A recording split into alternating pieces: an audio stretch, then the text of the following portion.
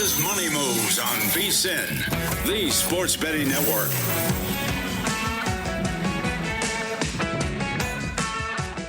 What's up, everybody? Happy Tuesdays. We welcome you into Money Moves on VSiN, the sports betting network. Sirius XM Channel 158, iHeartRadio, YouTube TV, VSiN Watch app. Wherever you're watching or listening or hanging out with us, we appreciate it. He's Jonathan Von Tobel. I'm Stormy Buonantony. And we're kind of opposites today. Yeah. I feel like typically in the day-to-day, I'm maybe more of like the upbeat ray of sunshine type. I wouldn't say that. You're a little. I wear a lot of blues and whites. Sure. Kelly Bidlin even told me earlier today that I look good in brighter colors. You look very nice today, but I feel like you're the one that's giving golden retriever, and I've got black cat energy. I'm like head to toe in all black today. Can't forget that, baby. Come on now. We both have Air Force Ones on. Yeah, yours are all black though. I was gonna say for our radio audience, you just kicked up on the desk. Beautifully white, by the way. I don't know how long that's going to last for. It'll last forever. But they're crispy. These are nice. White. These will last forever. I was actually told by my son earlier this morning, Dad, I think they're too white. And I was like, that's the stupidest thing you've ever said. Like, there's no such thing as being too white. Well, there is. In terms of shoes, there's no such thing as being too white. But I feel like you're criticizing me there as well. A little bit. But Stormy's kind of gothed out here, even down to the black tights with the long black skirt and all black Air Force Ones. Yes. The only thing missing is the black lipstick. Yeah, I said if you did put like a witch's hat on me, I would look like I'm dressed for Halloween probably a little bit. So I might have to rein this in before the game I work a little bit later on. You'll stick out ringside. You did say my shoes made me look tough. You did. So nobody's going to mess with me today. Let's get into it because we do have a lot to get to over the course of the next 2 hours. So let's set the table, shall we? It's time for the top headlines and topics of the day. This is The Rundown. All right, you're going to get a good dose of MLB today. Put pocket aces here on the rundown. No, we're not talking Texas Hold'em, but Aces Day in Major League Baseball. Some good pitchers going today. JVT, Paul Skeens, Yoshinobu Yamamoto, Freddie Peralta. Game of the day, and maybe series of the week. Braves Cubs getting underway today as well. Yep, I am very much looking for the baseball card. Looking forward to chatting with Adam Burke, who will be with us a little bit later to discuss some Major League Baseball. We had a straw poll come out for Rookie of the Year on MLB.com. So we have an idea of what some guys are looking at for the awards and a little bit more. But yes, good pitching matchups today that should be very, very entertaining. Yeah, Berkey's got a handful of bets set for today. Also just looking through the card, some tighter lined games, despite it being a full 15-game card. Not a ton of massive favorites today, which is nice to see. And how about this? Wanamaker, couple bets today. Wanamaker Trophy on the line this weekend as golf's second major of the year approaches. See, I was trying to be creative there. PGA Championship out in Pennsylvania this year at the Aronimink Golf Club. We'll break down the field with our own Wes Reynolds coming up in 15 minutes. Sorry, I just got some news. There was some. Oh no, what? No, it's pretty sad news actually. The Memphis Grizzlies. I guess Brandon Clark of the Memphis Grizzlies passed away. He's 29 years old. What? Yeah, former San Jose State and Gonzaga player. That's from Sham. So some sad news there. That just hit me out of nowhere there. But yes, the golf card, of course, with a major on the line, and one of the better trophies when it comes to golf is going to be a very fun tournament to handicap. Mitch Moss on Pod to the Futures had a couple of angles to tie in Scotty Scheffler with some futures as well that we can discuss. He is the defending champ, finished second now in 3 straight events as well. So took the weekend off. We'll see how he resets coming in to this weekend. And then, of course, this time of year, we're talking playoffs. Playoffs? After just one game in the NHL last night, which what a lucky win I got on the over, by the way, and Avs Wild. We'll discuss that in a little bit. But doubleheader tonight on ESPN. Montreal, a decent size favorite tonight to go up 3-1 if they can against Buffalo. Then I'll be on the broadcast for ESPN in the nightcap. Anaheim and the Vegas Golden Knights going head-to-head, series tied at 2. Speaking of series tied at 2, one of those tonight in the NBA as well. The Spurs and Minnesota Timberwolves going head-to-head tonight. Victor Wembanyama will be out there on the court. We talked about it yesterday. No suspension, no fine. No suspension, no fine. But the real question, and it seems more like probable to questionable than anything else, De'Aaron Fox. He did participate in a shoot-around earlier today, but nagging injury of some sort has been ailing one De'Aaron Fox. Would expect in a playoff game that he's going to be out there. Doesn't seem too serious. But either way, just something worth mentioning. 9.5, 10, depending on where you look. Circa's at 9.5, totals 218. I think the Timberwolves can stay inside of that number. We're going to ride or die with Minnie one more time here on the road against San Antonio. All right, I'm here for it. Total in that game, 218.5. We will preview all of those games at length. Before we look forward, though, do want to look back a little bit to what we saw last night, where Cleveland gets the dub last night. They wouldn't cover the 3.5. Total goes over 213.5. So we have that series tied at 2. And I know something we brought up yesterday was if you like Cleveland in game 4. You think Cleveland's going to win game 4, but you still think Detroit's going to ultimately win this series. Just wait, because that number is going to go down. And we did see that series price come down from around minus 240-ish to now minus 150 for those of you that still want to buy in on the Pistons at this point. But a big turnaround for Cleveland, who was slow starting. And I mean, their star in Donovan Mitchell, slow starting as well. And boy, did they turn it around in the second half. No, they did. But, what's interesting is they still have not found their shooting stroke at all in this series, despite the fact that they win 112-103, cover the number, game goes over. You still in non-garbage time go just 14 of 40, 35% from deep. In fact, from an efficiency standpoint, you make 4 more threes than Detroit, but they were much more efficient from beyond the arc. They shot over 40%. That to me is like I know we keep talking about this, but it doesn't matter. And Cleveland has yet to really find any sort of consistency. You look through their game log through this postseason for the Cavaliers. You've got performances against Toronto in which you shot 50% from 3 or less than 30%. In this series, you got 2 games in which you shot about 30% from 3 or worse, of the 2 games in Detroit. And even now, 38% in game 3, and then what you did last night as well. Whatever the reason, Cleveland cannot find any sort of consistency. And what's even more incredible is on the wide open shots or uncontested shots, so according to the tracking data, defenders 6 feet or farther away, they're actually shooting about like 40% from 3. So it's just all the other ones that just cannot go down for Cleveland. Why this matters is I would expect at some point it's going to happen that you can kind of break through here offensively. But either way, a good performance for them yesterday just to get the win and to even this series. And it's also why, I was asked this a lot when they were down 2-0 because I have Cleveland to win the East. They are my selection to win the East. So is Denver to win the West. They are not available. But it's why you don't, after losing 2 games on the road, throw the baby out with the bathwater and say, we're cooked here. You go back home. Home court matters. We've talked about this at the beginning of the postseason. You look at the average home court net rating for these teams since after the COVID season where nobody was in these stands. Home court is really strong, worth up to maybe 4 points. And for whatever reason, it matters, and it seems to matter for Cleveland in a really big way. And the other thing is the way it was officiated. JB Bickerstaff complained about this after the game yesterday. 12 free throw attempts for Detroit, 34 for the Cleveland Cavaliers. Donovan Mitchell had more free throw attempts than the Detroit Pistons in that game. Wow. That's going to make a very big difference. He also had as many points as the Pistons did in the third quarter with that 21 spot that he put up. After, like I said, it was a very slow starting game for Donovan Mitchell. Just 4 points in the first half. The 39 he put up in the second half ties the most in any half in NBA postseason history. He's now averaged 30.7 points per game at home in the playoffs, which is third most of anybody at home in NBA playoff history as well. Only Allen Iverson and Michael Jordan are better, so it's pretty darn good company to be keeping with in that time.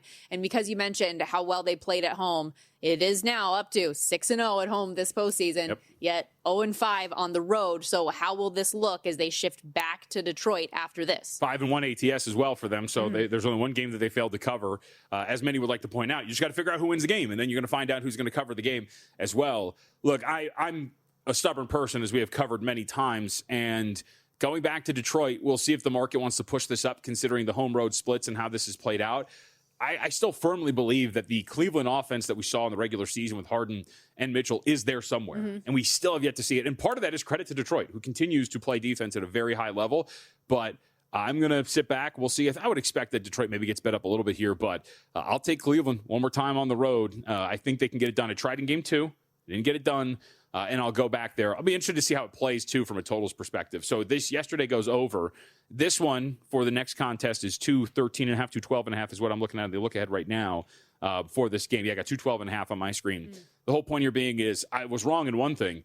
They did not speed the game up yesterday. Only 93 possessions thereabouts for the two teams. It's a pretty slow series. So we're still going to float around these totals at 212, and you wonder if the Cleveland Cavaliers are going to be successful in speeding Detroit up on their home court when they play again tomorrow. Well, you did have a really good read on the OKC Lakers series as well, so cash those OKC to sweep tickets. I know you and I believe Will Hill also on this program talked about Thunder in a sweep. That all gets home when all is said and done, and now naturally the focus automatically nationwide goes on LeBron James and what this means for him moving forward. He did address that after the game, commenting on his future. And obviously we fell a little short, obviously, but I mean, I'm not looking at, my year as a disappointment. That's for damn sure. Especially, I was put into some positions I've never played in my career before. Actually, in my life. I've never been a third option in my life.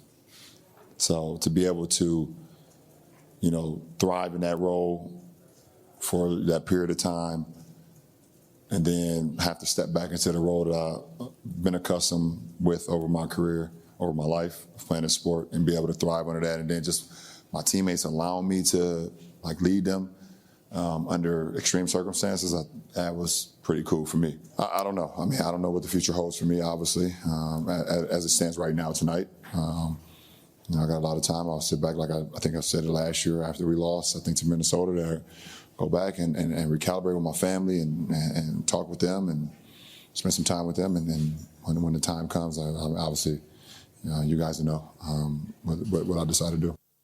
We've talked about this before. I would be surprised if he didn't do the farewell tour and everything before he left the game, right? That's how this is going to end. I think it's more of a question of, is it in LA or not? It's going to be in LA. I think so too. He'll be a Laker. It's going to be fine. I would assume that this is the case. I mean, I guess I'll say I'm curious to see financially what it's going to look like. Are you really going to pay him, $50 million or whatever that price tag is going to be for him to stick around on a 1-year deal? But I would say that right now the favorite is for him to be a Los Angeles Laker, and that is rightfully priced. And for him to still be playing at the caliber that he is at his age. Go ahead. Sorry. I have something to say about this game later, by the way. I know we're going to move on. I'm just going to So a lot of people were complaining yesterday. The end of the game, it's a 1-point game. Rui Hachimura is shooting the ball particularly well. Final possession or penultimate possession, Rui Hachimura is put on the bench for Maxi Kleber, and people are complaining about Hachimura not being out there. First off, did you want Hachimura to take the shot to win this game? No, you didn't. Second off, Kleber's a much better screener, and guess what he did? He set a screen to give Austin Reeves an open three. We got to stop complaining about everything, folks. Sometimes these coaches know what they're doing. I think we should talk about this game more later anyways, because Lakers did, put on a bit of a show here in the closeout game 4. Okay, we got to step aside. Wes Reynolds going to join us coming up next, though. So you're listening to this podcast because you want an edge. But what if I told you you're only halfway there? You've got the mindset. Now it's time to get the toolkit to match. Here's the thing. Pro bettors spend thousands on data and tools. But what they don't want you to know is that you can get the same edge for a fraction of the cost with VSiN Pro. VSiN Pro gives you access to expert picks, public betting data, prop projections, powerful tools, analytics, and more. Just tap the link in the description and see why thousands of bettors are already using VSiN Pro to cash more bets.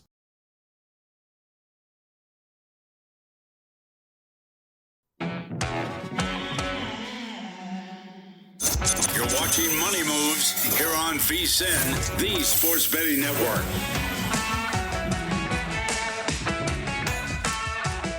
Golf's second major of the year approaching this weekend, the PGA Championship out there in Pennsylvania at the Ronemink Golf Club. As we welcome you back here to Money Moves, VSiN, the sports betting network. Stormy, Buonantony, Jonathan Von Tobel with you. Excited to have Wes Reynolds join us here on the Progressive Guest Line. Of course, VSiN host, analyst, contributor, all the things. Does a great job on the Long Shots podcast as well with the whole crew. And Wes, we're going to talk golf. We're going to talk NBA and NHL playoffs as well. But first off, how are you, my friend? I haven't talked to you in a while.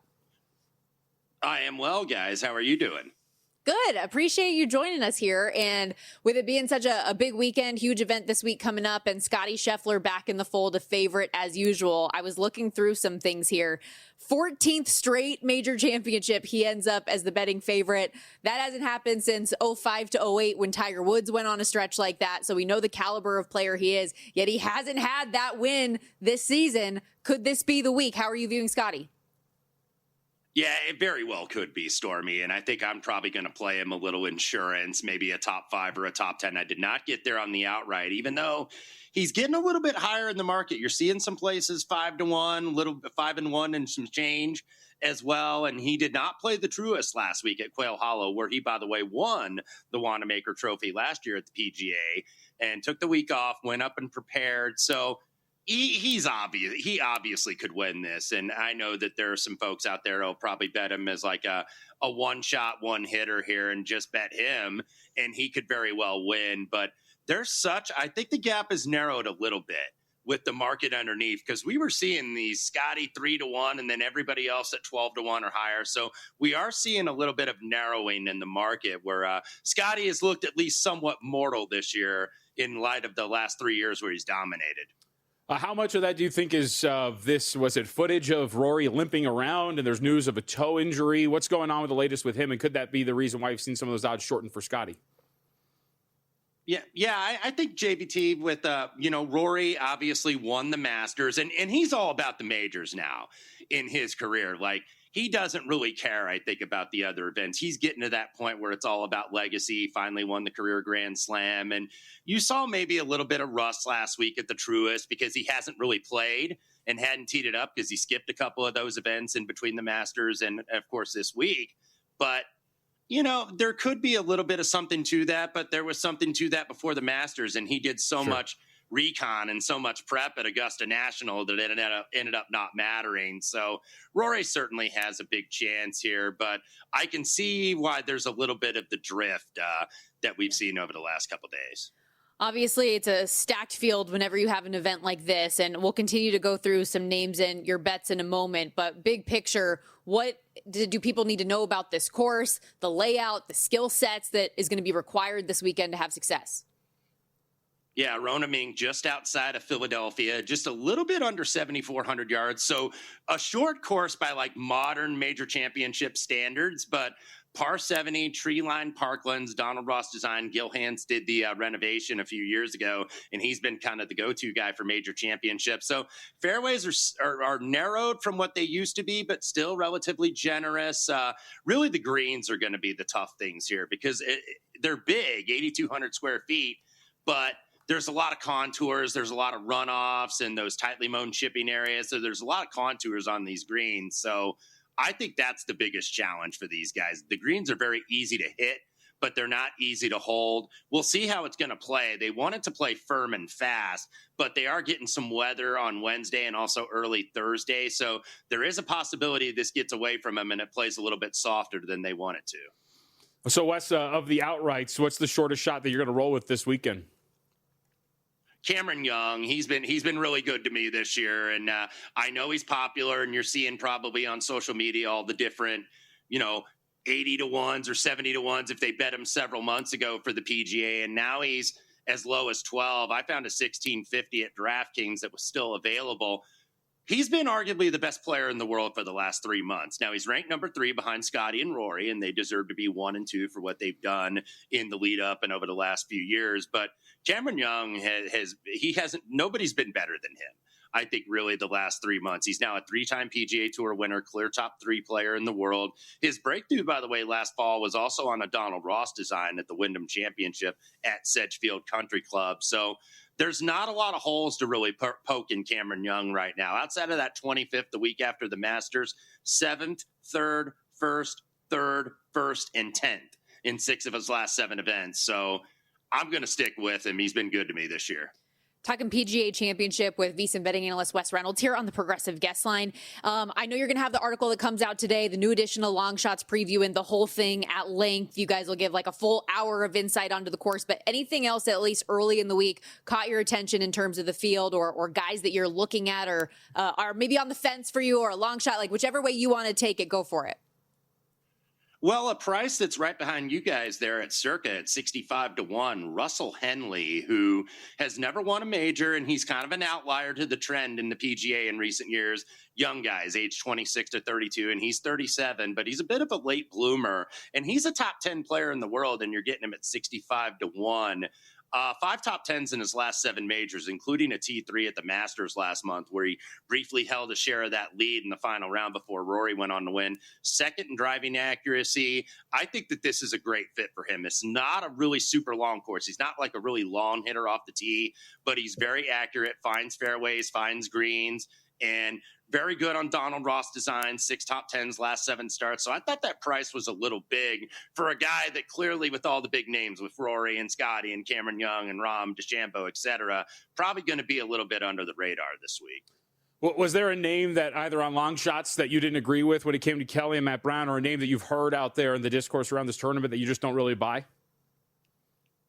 Yeah, I think, when we're going through it, we examine a lot of the same stats, right? Yeah. What's going to be important, approach and around the green and the proximity buckets with the iron. So we examine a lot of the same stuff. So that's why we sometimes end up on the same names. But a guy that's, it's going to be interesting to see how the live guys get treated this week.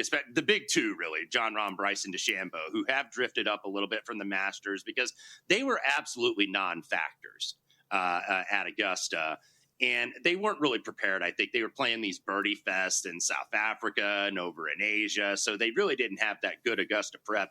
At least they played stateside in Virginia last week. So maybe they're a little bit more prepared this time around. I almost got there with DeChambeau, who certainly has been very good at the PGA over the years. But I'll be interested to see how the market's going to continue to treat these guys. Okay, Wes, let's go to tonight because I know you have a couple bets both on the ice and the hardwood. This VGK Anaheim series has been so different game to game. I feel like every game has kind of had a life of its own. How do you see game 5 going tonight with the series tied at 2 going in? Yeah, Stormy, I know it's kind of taking your life in your hands betting an under in the Stanley Cup playoffs based on what we're seeing with all these late empty netters. Congratulations. It got you home last night with Minnesota and Colorado. So it's tough to be an under better because whenever I seem to bet an under, there's always like a goal in the first 3 minutes. And I'm like, why did I do that? And then you're just hanging on for dear life. And that's probably the same thing here. But I like the under with Anaheim VGK. I'm seeing some 125. I think lay that extra price to get that 6.5.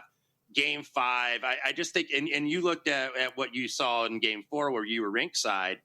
Most of the goals came on special teams. I think four of the goals were either on the power play or that hurdle goal late when they pulled Carter Hart for the extra attacker. But I think these two teams, it's kind of like when you're 2-2 in Game 5, you don't want to make that first mistake. So maybe there's a feeling out process, and you made a very good point before you came on here. Officials might want to send a message early to clean the physicality up. And then all of a sudden it's like, okay, they're going to call it like this, so he can't be taking these bad penalties, even though VGK has been awesome on the penalty kill, save for Sunday night. With the Utah series, it seemed like they stopped every single power play. So I think low scoring here. I think this is probably going to be like 2-2 going into overtime at the Fortress tonight. All right, what about on the hardwood, Timberwolves Spurs? What do we got? We've got the under here, 218.5, and we've seen it been bet up a little bit because I think Ant-Man finally had that vintage Ant-Man offensive outburst last time around. So I think you're paying for that now, or certainly with the number. Because early on in this series, it was like 215.5, 216. Now you've seen it, I think it was as high as 219 popped yesterday. But I like the under here. At the risk of being like Magic Johnson on Twitter, this is the pivotal Game 5 at 2-2 in the series. So being Mr. Obvious. But we felt this was going to be, I think, a lower scoring series really at the start. And it was the first 2 games. Keep in mind, Minnesota scored 104-95 in the first 2 games. So if you want to look at Wolves team total under, I could certainly sponsor that, but I'm going to be on the under 218.5. I just think this could be a close game late, and it's going to go to a crawl, and then you're going to see longer possessions with these two. You're the man, Wes. Thank you so much for the time. We appreciate it, pal. Thanks for having me on, guys. Appreciate it. Wes Reynolds, everybody. And again, I know I said it already, but if you go over to VSiN.com later on today, he's going to have that full preview of the PGA Championship up. Check out Long Shots wherever you get your podcast, as well as on YouTube. They do the full video feed each and every week. You can scan the QR code on your screen as well for those of you watching on YouTube TV or the VSiN Watch app. Appreciate Wes lending his time. And I am kind of in agreement with him on that under lean for Anaheim Vegas tonight. We'll discuss that game at length a little bit later. But first, when we come back, excited to have Adam Burke join us in studio to break down what is a 15-game MLB card coming up today.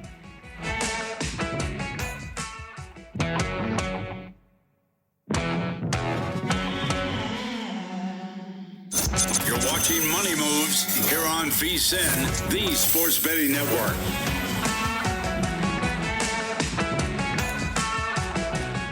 Card today in Major League Baseball, 15 games on deck as we welcome you back here to Money Moves. Stormy Buonantony, Jonathan Von Tobel with you. Adam Burke also on set with us for the next half hour. Appreciate it. VSiN.com managing editor. We're going to talk through lots of Major League Baseball stuff, not only the bets that you've got for today, but some big picture items. I did want to start, though, real quickly with what JVT dubbed yesterday the potential Eeyore off, because the Guardians and Angels are playing each other. And JVT's squad got round 1. Right? 7-2 yesterday, or was it Guardians? Guardians. Sorry. Guardians went 7-2 yesterday. Sorry. Oh yeah, it was Joey Cantillo.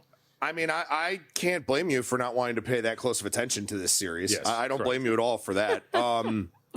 Yeah, it's probably wasn't a game high on everyone else's radar today, but I knew it would be for you guys. No, I mean, look, you're a really bad baseball team if Cleveland scores 7 runs against you. So Rough start for the Halos yesterday. Yeah, no, it's not particularly great. So we'll see how this moves along in this series. I don't have anything else to say. The bullpen's absolutely They're big favorites awful. today too. It's minus 143. Yeah. I guess the positive is at least you were over 500 at 11-10. That's correct. We'll always have that'll that. be the last time. Always have the Padres series as well, in which they lost. You still didn't win the series. I was going to say they lost, but they held you to 7 runs or something like that over the course of that. And I will say this. So we talked about this a couple of weeks ago. Our boy bounced back with a really nice outing against Toronto over the weekend. Soriano is still going to be alive to win this Cy Young if he keeps this up. 7 2/3, only gave up 1 run. And I said this to Mitch yesterday on Pod of the Futures. You know, we as bettors, Adam, and I'd be curious to have your thoughts on this from a baseball perspective. I think we as bettors track these awards like every step of the way, right? Every day, every start, every statistic, every outing, odds move, this and that. The reality is voters check in at the end of the year. And so I told Mitch, I was like, look, because he asked me, how should you feel about this? And I said, if he's got an ERA around 2, if he gets near 200 innings and he continues to strike out guys at a high rate, our boy's going to be live. And this little stretch that he went through the last 3 starts previous to the one in Toronto is going to be water under the bridge as long as the season-long numbers look good. Yeah, I mean, look, you know, and also, I mean, this is a guy who's 6-2 on a horrible baseball team. He has 6 of their 16 wins, you know, as the pitcher of record here so far. So, yeah, I mean, look, again, a guy who threw 169 innings last season at the MLB level. Health is just the biggest thing that you're handicapping really with the Cy Young. A lot of guys are going to have good numbers. A lot of guys are going to have, you know, very interchangeable numbers, right? High strikeout rates, ERAs are going to be similar, stuff like that. But he's on a bad team. And, you know, we've gotten to the point now where, like, voters don't hold win-loss record against guys anymore, which is great because they shouldn't. I mean, that's a team statistic more than anything else. But he's going to be on a bad team, on a team where, you know, their games are buried late at night and stuff like that. Will he have enough visibility? Yeah. You know, to be able to be in contention for that award? He's going to have to run an ERA in the, you know, low 2s, mid 2s at most. It's doable, but there's a lot more to overcome when you're on a bad team, and you're going to have numbers that other people have similar, but on a better team. He's 11-1. The good thing, too, is a big piece moved off the board with Skubal and the injury there, so more than likely he is not going to contend for the award. Cam Schlittler is plus 260. These are numbers courtesy of DraftKings. Always shop around. Dylan Cease plus 320. Fried is 7-1. DeGrom is 7-1. Then you get Soriano at 11-1. Then Brian Wu at 20-1. So we'll see if he can keep it up. The other thing that we should note, too, and you and I hit this briefly last week, which is I think they should trade him. But the problem is if he gets traded to a National League team, then all of a sudden everything changes. Right. If he stays in the American League, you still have got a shot. But if the Angels finally do the smart thing, sell really high and get something really good back for him, but it's, you know, wherever it is, that's going to be very important. Well, your bet will be void after that, right? Because you bet it in a certain category. What's that? If he gets traded to the National League. Oh, no. Okay, sorry. Yeah. I misheard you. But here's the question, right? I mean, what's Artie Moreno going to allow? Correct.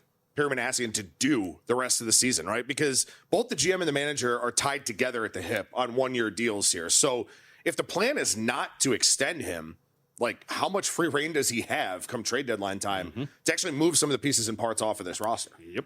Real quickly, before we move on too far, and I know this is a little bit apples and oranges, but because you sparked my brain a little bit from a hockey side, and I just want to get it out so that I don't forget to say it later. But when you were talking about all of the like stats and everything that are happening right now, but then at the end of the season, those things being very important for Conn Smythe right now. I know a lot of people were looking at Nathan McKinnon's odds and how they got cut down pretty significantly after last night's win, even though he only had an empty net goal. There's been a handful of empty net goals for Nathan McKinnon so far. I don't think by the time we get to the Stanley Cup final, people are going to be looking at those and remembering that that's how he got to the goal or point total that he got to. So like that's just another thing to me that if you're looking at some of those things to keep in mind. Well, and the reason where this comes from is first off, it's just logic. But second, when we were at the Super Bowl in San Francisco, I was on with our former colleague, Adam Shine. And I asked him because he's a voter. And I was like, look, like don't at the end, I know you're following this week to week, but when you're going over your awards ballot, are you not taking more of like a outward view and then maybe diving in? You're not tracking this week to week. He's like, no, and he talked to voters about it who do the same thing. There's so many people that just check in at the end of the year. And that's not to say they're not doing their jobs, but it is a little bit harder when you have all these awards to vote for that you're just picking in every single day. Okay, Soriano's starting today. Okay, Schlittler's starting today. Let me move them up and down my board. It's just not the way it works. Yeah, for sure. And look, I mean, there's going to be games late in the season, right? You talk about, Schlittler and Fried, for example, right? They're going to be playing a game that has some bearing on the number 1 seed in the American League or something like that. Soriano's not going to have those moments where everyone's paying attention to what's happening, right? You kind of need a Cy Young moment, whether it's a no-hitter, 15 strikeout game, something like that, or shoving in a really big spot. Yep. And that's going to be the problem for Soriano. He's not going to have the opportunity to do that unless it's playing spoiler, and that doesn't really get the same amount of fanfare. Right. Okay, let's look more into today, because I know there are a handful of bets that you have in pocket. You can always check out VSiN.com. Adam's got daily articles up each and every day just talking about the plays that he likes most. And the game of the day for the league, although I know you guys are going to be very dialed in on Angels Guardians, probably Cubs Braves here, and you have Chicago plus 102 dog, Atlanta at home minus 122, run total 8.5, and it's best record in the league taking on the next best record in the league. Cubs are only a game back of Atlanta where they sit right now. How do you see tonight going? Yeah, I won't be dialed in on Guardians Angels because I'll save my Scorsesean rant about Rob Manfred and not use all the words that I want to use, but MLB's blackout rules are a joke. Oh, yeah. So, as far as this Cubs and Braves game goes, I'll give you my Angels TV login. You want to watch? You can use that. Oh boy! Oh yeah, Let's do it. there we go. That's fine. That Although works you'll for have me. to listen to that broadcast though. It's a good broadcast. What are you talking about? Gooby's great. The Guardians broadcast is awful. Yeah, come on. It is beyond bad. Gooby's is awesome.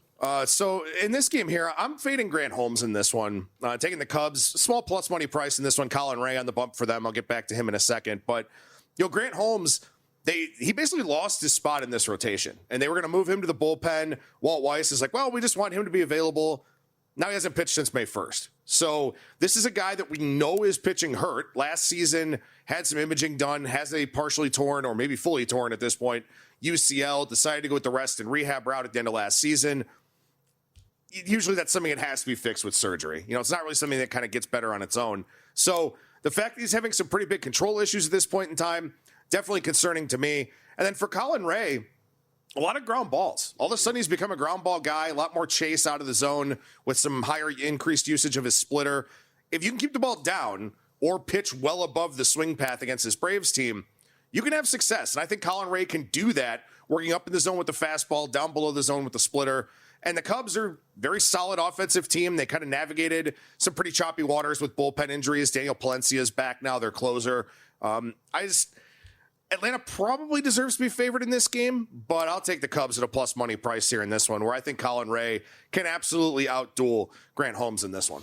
All right, let's go to the Padres matchup with the Milwaukee Brewers. Looks like we're probably going to, is it a bullpen game? Rodriguez is getting this start here. I know he's made a start prior to, and he hasn't really been pitching at length. The last time he was out there, it was 2 innings, and the one start he made, it was 1. So Johnny Holstaff game for the Pod squad against the Brew Crew today. Yeah, so this is Bradley Rodriguez who's going to get the start, and this is the same thing that they did last week against the Giants, where Matt Waldron wound up coming in relief.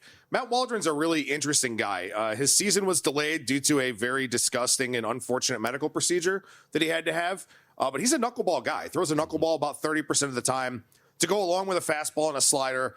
If everything's working, he can be a guy who can keep hitters off balance pretty well, and I think that's one of the reasons why you use him in a bulk role here like they are doing in this one.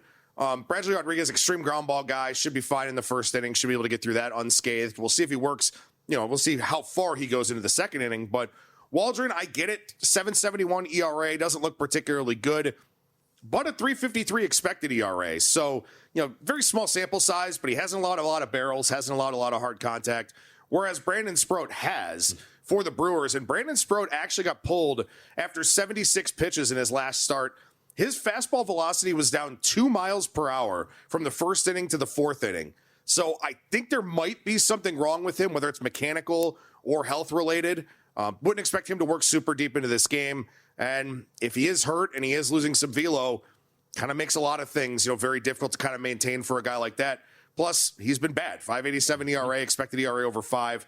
I went ahead and took the Padres at a plus money price here. Both bullpens are very good, but we know that if the Padres have a lead, they're probably going to protect it, and I think that they do have the starting pitcher advantage in this one. Let's go. That's the energy we need on Tuesday. And if you are somebody who bets baseball a lot, worth noting right now up at VSiN.com, we do have for a limited time a special going on if you use our promo code PRO, P-R-O, and you go to VSiN.com/subscribe. Usually you get 12 months for $240. Right now you're getting 14 for $199. It's an awesome deal. And all of the MLB stuff we've got up at the website, including the Opta strikeout props that are there. I mentioned Adam's article. Zach Cohen's got daily prop bets, betting splits and systems from Steve Makinen, Josh Applebaum. Don't miss out on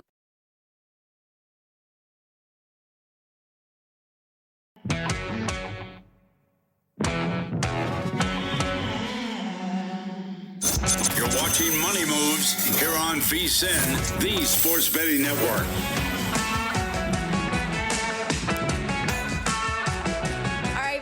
Tuesday edition of Money Moves, VSiN, the Sports Betting Network. Stormy Buonantony, Jonathan Von Tobel, and Adam Burke on the desk with us for one more segment. Appreciate it, buddy. Lots more Major League Baseball to discuss here. And I know you are interested in the start of this Twins-Marlins series getting underway today. I would imagine, if the blackout rules allowed it, just watch this team pretty closely in Minnesota following the 3-game set with your Cleveland Guardians over the weekend. What do you make of game one tonight? Yeah, so a couple fly ball guys tonight. Yuri Perez going for the Marlins, Bailey Ober going for the Twins, and the wind's going to be blowing out to right field. So this is a game that has a chance to be a little bit home run derby in nature. I guess we'll kind of see, but this is one where we've seen a very, very significant line move coming in on Miami in this game.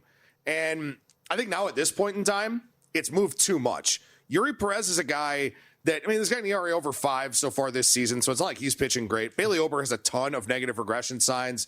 Velocity's down. Again, fly ball guy on a day where it's not a great idea to be a fly ball guy.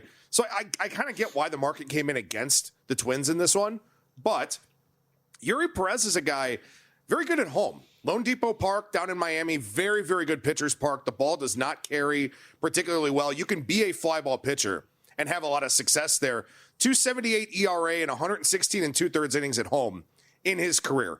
Put him out on the road, though. 5.17 ERA, 4.74 slugging percentage against. So you can see that he gives up a lot more home runs on the road, 23 on the road compared to 11 at home. Not that the Twins are going to have to hit 1 million home runs to win this game, I don't think, but the possibility is there. The opportunity is there for them to do that. Also, something interesting about Bailey Ober, while his strikeout percentage is down quite a bit so far this season, he very comfortably leads Major League Baseball in infield fly ball percentage.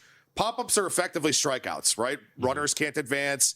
They're going to be an out 99.9% of the time usually. So that's something that Bailey Ober really has in his toolkit. Probably being a 6'9" guy, kind of easy for him to sort of pitch above the barrel. Guys hit the bottom half of the baseball, pop it straight up. So I just don't think this is a great matchup here for Yuri Perez. I think that the wind could hurt Bailey Ober too, but I think it could hurt Perez a lot more in this one. So I went ahead and took the Twins as a short favorite, -112.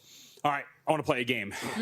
Okay, ties into the AL Central. You're keeping your pants on, right? With the Minnesota Twins, I am. Good. I'm wearing shorts under here, though. Our audience can't see it. The White Sox. Yes. Which of these White Sox-related bets would you rather have, Adam? You ready? Yep. Munetaka Murakami to win AL Rookie of the Year, +150. Okay. White Sox to win the Central at 17-1. Or Davis Martin to win the American League Cy Young at 65-1. Well, Davis Martin is not going to be an option for me in that discussion. Okay. Man, Murakami swings and misses a lot, right? His home run to fly ball percentage is sky high, especially in terms of, his contact rate. At +150, there's not enough juice to squeeze out of that price. So I think I would kind of default, as crazy as this sounds, to the White Sox to win the Central Division at 17-1. The Guardians they're the only team over 500 right now, but they're not a very good baseball team. No. Travis Bazzana has been a big help to the offense, but the bullpen still has issues, and they're so thin with depth in terms of starting pitching. Detroit obviously doesn't have Tarek Skubal, and really they have a major league caliber rotation on the injured list right now. No. The Royals just can't get it going, and I don't know why. I played the Royals to win the Central last week when the Skubal news broke. I don't know why they can't get it going. I don't think Minnesota's any good, despite the fact that I'm on them here today. So the White Sox are probably relatively live in a very, very bad division that's just going to be a season-long pillow fight. For what it's worth, Murakami did get 21st place votes in the MLB straw poll that was released today for Rookie of the Year. He was the leader in the American League. Kevin McGonigal was in second with 14. So I wanted to ask you about this because Murakami and McGonigal both, priced relatively the same, +150, +160. Nolan McLean, who was a runaway on the National League in terms of first place votes, 23 compared to Sal Stewart, who had the next closest with 6, is +290 for Rookie of the Year. Does that surprise you that he's that much better of a price considering how the voting shook out early? And these projections, if you look at the MLB.com article, are based on, yes, their opinions of these players now, but also building out what they think they're going to do the rest of the regular season.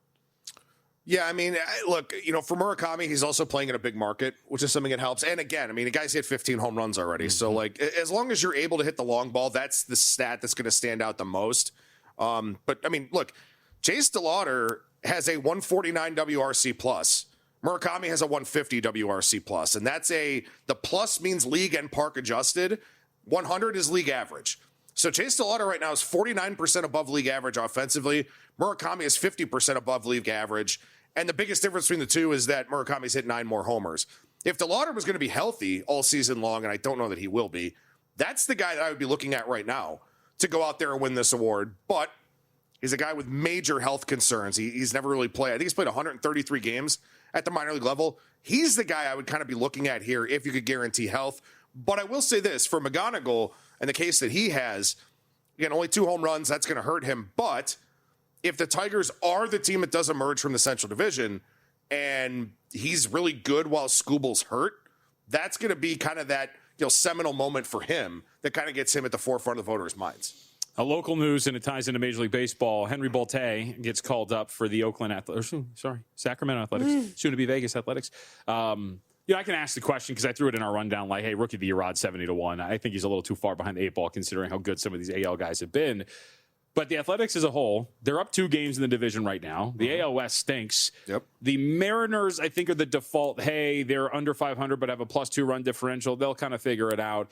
But with Bolte coming up, who can hit the ball pretty well, and like their pitching staff's not great, but their lineup is, I think, above league average at this point, isn't it? So what do we do with the Athletics here? They're 340 to win the West, +135 to make the playoffs. I don't know, man, in a bad division. I don't think it's crazy that they maintain there at the top.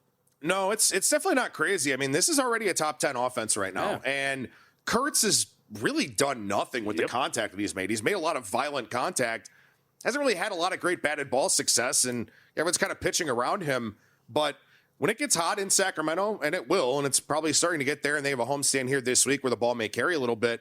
I mean, they're 7th in weighted on base average right now. And you want to be able to hit the ball when you're in Sacramento because you know your pitching staff's going to have to wear it every now and then. But if you can outscore the opposition, that's a really good thing for you. And Texas has a lot of issues right now. Seattle has issues. I'm not sure if their pitching staff is fully healthy. Logan Gilbert does not look sharp right now.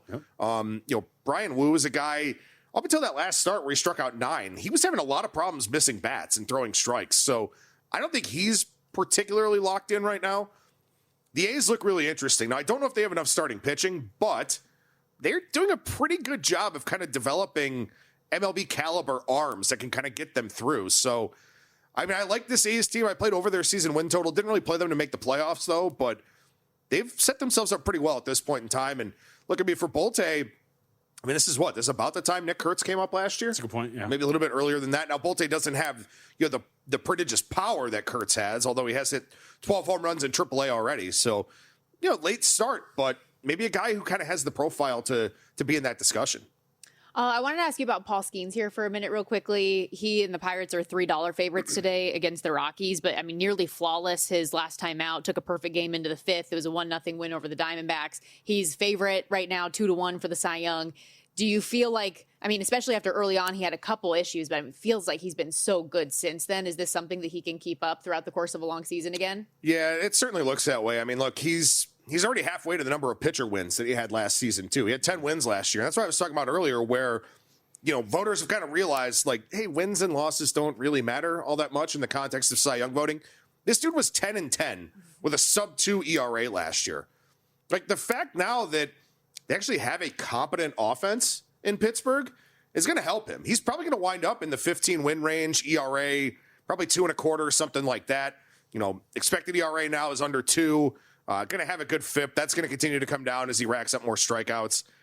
It's going to be hard to see anybody other than Paul Skeens win that award so long as he's healthy, especially because now he's probably going to have the win-loss record to kind of, add to his 200 strikeouts and all that. Okay, before we let you go, anything new at the website, VSiN.com, people should know about? Well, something I do want to mention here, Wes Reynolds was on before I came on here. We're going to be having some nightly updates from Wes, Kelly Bidlin, Matt Brown, Matt Humans on the PGA Championship on, what they saw throughout the course of the day during the round, what they're kind of expecting for the next day. Are there any bets that they're going to make for the next round, stuff like that. So we will have, those evening, overnight updates for you over at VSiN.com. And also, not a whole, there's only 3 Derby horses in the Preakness Stakes, but we're going to have a ton of coverage on this weekend at Laurel Park from our friends at Daily Racing Form, as well as our in-house people, Dave Tooley, Ed Sehan, Mike Somich, and myself. covering a big weekend here with the second leg of the Triple Crown. It is so disappointing, right? Like, I imagine Samich and the whole crew's got to be pretty bummed that we're not getting that. But that's what happens when the race is as close as it is now. Yeah, the race is close. Also, I mean, it's at Laurel Park instead of Pimlico this year, so that's a little bit different. The Belmont is not a mile and a half because it's not, at Belmont Park. It's at Aqueduct, so it's a mile and a quarter. So there's a lot of things that have kind of thrown the Triple Crown out of whack. But also, Golden Tempo probably just wouldn't have won the Preakness with the style of running that he has. Seabiscuit would never. On that note, we got to step aside here. When we come back, we're going to turn the page to a little National Hockey League talk, dive into what we saw last night, thoughts on the Colorado Avalanche at large, and, of course, the preview of tonight's doubleheader. Don't go anywhere.